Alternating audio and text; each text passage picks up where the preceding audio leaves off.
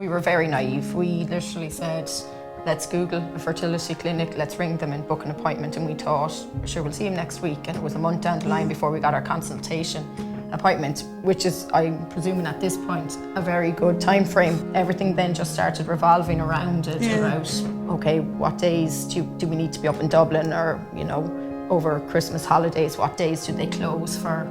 You're waiting for things to happen all the time, and I felt I kind of there for about a year between that summer, and it was like the following October by the time I actually fell pregnant with Tadhg. So it was a full year.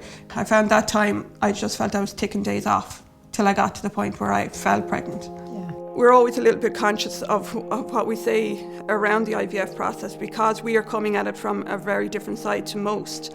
We knew we obviously, there wasn't fertility issues for ourselves, for Karen.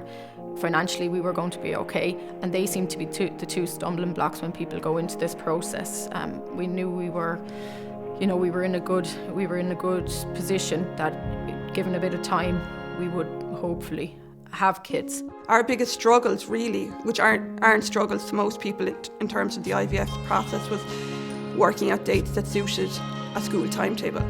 And really, like, when you think about that, that's nothing compared to what some people are going through in terms of fertility.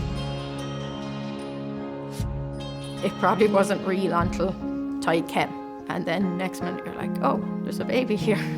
So it's actually real now.